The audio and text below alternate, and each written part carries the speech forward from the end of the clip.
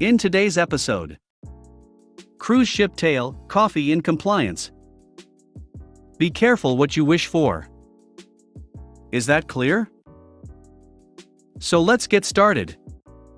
Cruise ship tale, coffee in compliance. I used to work on a cruise ship. If you remember back at the height of COVID, I was the American that was trapped on the ship, and they wouldn't let me re-enter the country. Did a big AMA. In my job, I was paid daily a set rate, regardless of how many hours I worked. If I worked 4 hours, great. If I worked 12 hours, not so great. I managed the children's facilities. It was a great job on the low-hour days. I'd go on lots of complimentary tours via the ship, so parasailing, swim with sea lions, salsa dance classes, dog sledding in Alaska, snorkeling in the Pacific Islands, etc., etc. There was a long-standing issue with the company where if people needed extra hands, they'd come to the children's club and grab us. After all, we did no actual work. We colored and watched Disney movies all day. This really annoyed me, because I did not get hired to run bingo/decorate the ship's common areas for Halloween/run sports for adults. I was hired to be the manager of the children's area. Very early on in my tenure, I shot a message to corporate with a list of activities that ship management was trying to force on me. Corporate came back with a lovely list of tasks I could and could not be forced to do. From then on, whenever I'd be asked to do something, I'd pull out my handy-dandy corporate override email, as I called it, that would squash the extra expectations. There is a process on days where the ship cannot park directly at port. The ship anchors down a distance away from the island, and then sends tender boats, lifeboats, with passengers to the island. Each tender can fit 75 people, 150 in an emergency. Historically, guest services, the front desk of the ship, would run tendering in conjunction with entertainment, which I fell under. They'd set up a table in a public area and pass out tender tickets to guests. Without a ticket, you can't get off the ship. This solves the problem of everyone trying to stand in line down hallways and clogging staircases. Some of us would work the table passing out numbers, some would stand around and provide general instructions, some would be posted at key points around the ship to direct traffic. The children's club staff would inevitably have to get up at the crack of dawn to work these tendering shifts.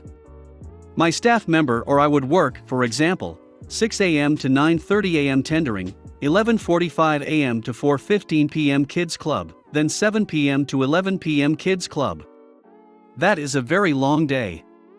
Plus, if it was your day off, only having to work at night, you'd miss being able to go on most tours as they all start fairly early. The entertainment manager would buy us a nice latte from the ship cafe as a thank you/apology. Then hallelujah. Guest services was supposed to take the whole thing over. Emails were sent out, duties were reassigned. I diligently printed the email and added it stapled to the back of my corporate override email. But it didn't stop them. They kept asking me to come work extra tendering shifts for them. The first time, I agreed because I am a team player, but I told the entertainment manager that I was still expecting a coffee as payment. Guest services manager agreed. I rock up at 5:45 a.m., asked for the code to charge my coffee under, to be told that I can just have the regular guest coffee from the station they set up. I was seething. The next shift, they did not ask, they just assumed I'd show up. I didn't show up, because they didn't ask, it's not in my job description, and they'd shafted me on coffee the week before. They called me at 6:30 a.m. when I'd gotten off at midnight the night before. I'm not tendering today. Click and roll over. More furious emails, but they hadn't asked me, so how could I have known to show up? It's their job now. The next week, they tried to book us in advance. I said, I'm scheduled for a tour. The tour department on board would give out free tours to crew, with an emphasis on crew that volunteered to help them. Assist in putting together the brochures, a weekly task? More likely to get a tour.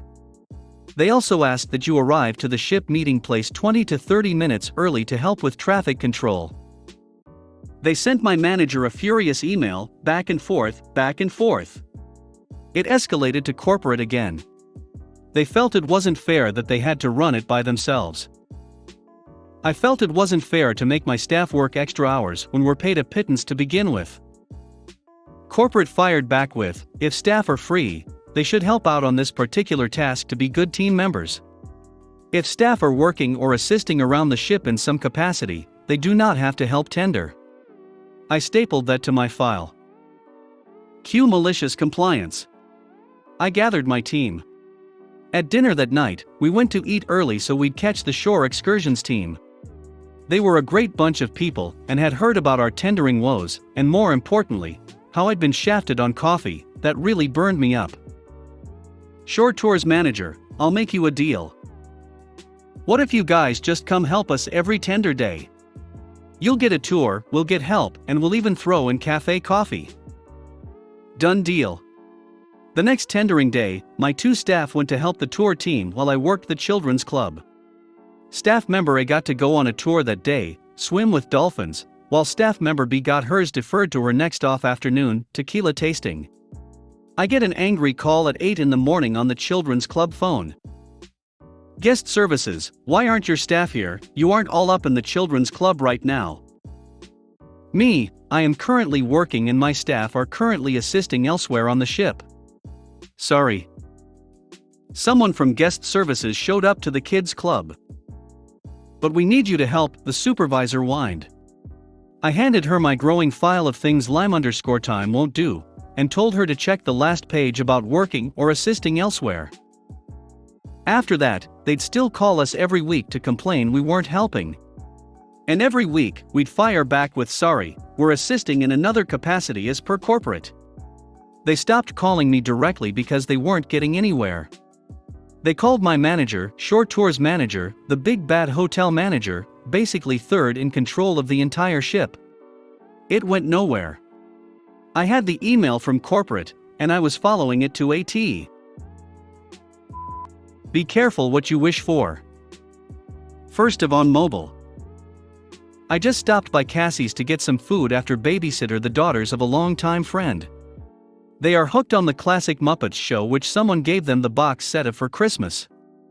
Little did I know that their favorite thing on the show was the song Mana Mana. Unsurprisingly, after watching that episode 4 times in a row, the song was firmly stuck in my head. I hadn't even realized I was humming it while waiting on my pizza, until a little boy came up to me asking what song it was. I turned to him to see his mother standing right behind him, with an expectant look on her face. I don't know if I would call her a Karen, but she definitely had the trophy wife look to her. Her clothing was expensive looking, her makeup perfect, with an attitude that screamed she was better than anyone in the place. Still, I didn't see this as any reason to be a jerk to the kid, so I said it was a song from an old kids show called The Muppet Show. The mom quickly snapped, "Why were you watching that?" Irritated but trying to be civil, I told them I had just come from watch some friends' kids while they went out, and that was their choice. It's at this point I'm torn between giving this kid what he is asking for, or being a nice guy, and not leaving this woman with the song stuck in her head for days. She decided it for me by saying, "Well, go on and tell him what it is." I just smiled, deciding of some malicious compliance, and asked the kid, I'm guessing around 9 or 10, if he has a smartphone. He says yes, and both are looking at me almost worried. But they relax when I tell him if he pulls up YouTube, I'll help him find the clip so he can watch it whenever he wants. Now the mom's son is smiling as he pulls his brand new looking iPhone out. In seconds he has YouTube up and goes to hand me the phone. I tell him no need and get him to turn on the search functions mic. He held it out to me and I said Mana Mana. The clip popped right up, and I pointed it out to the boy before looking up with a smile on my face to see the mother with "Oh God, what have I done" look in her eyes and her smile frozen in place. Just after this happened, my pizza was ready, so I left with my food, laughing and wondering about what happened next. It was a small thing really, but sometimes those are the best. Is that clear? I've held multiple jobs and always made my way from a starting position, cart retrieval, cashier, loader, etc., to a high-level management position, ASM, sales supervisor, purchasing agent, etc. That being said, I have seen and been active in a lot of these type of situations. But one of my favorite, and most recent to boot, occurred at my current workplace. I started my job at the lumber yard as a loader. Come in, load cars, stock lumber, go home. Not a glorious job, but I went above and beyond every time, and eventually worked my way up within a short period of time to where I am now, purchasing and accounts. Having worked every position, except owner, within this company, I am aware of not only the job requirements but the difficulty of the job. Recently, one of our drivers, whose mother is a longtime friend of the owner, and his wife, decided to leverage an interview. He no-showed for 3 days, and on the 4th day he came in with an offer. He was going to take the other job unless he had an increase in pay. They terminated a fellow employee he did not like. He regularly called out the driver on his mistakes, became the yard manager, and became the dispatch manager. Now both of those are full-time jobs, but he held the belief that not only could he do both at once, but also continue driving. Management agreed to his terms. Now, fast forward a couple months and all our new guys are slackers. Because I have done everything before, I have been asked to help out where I can. What this translates to is I have to pick up the slack of others, leaving me almost no time for my assigned job. But I make do. Recently I have been trying to lead the yard into doing better, but my plans and efforts get thwarted by a new guy with an attitude. This person always finds a way to piss everybody off, including me. With my strict work ethic and quick temper, I don't take too kindly to his bull. This coworker and I regularly get into arguments. Finally one day we get into a pretty big yelling match about how he can't tell me he has done his job if I'm in the middle of doing the thing he claims to have done. I was stapling tarps as he was telling me he already did it. Enter double manager, who tells me that if I am ever to need anything from the yard again, I need to go directly to him. Every single time. Is that clear? He adds. Crystal. With my position I am regularly on and off the walkie with yard guys and salesmen. At no point am I not interacting with either a salesman, driver, or loader.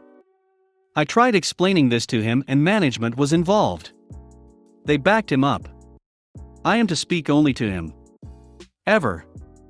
For any reason. So, for the following 2 weeks I referred to him for everything.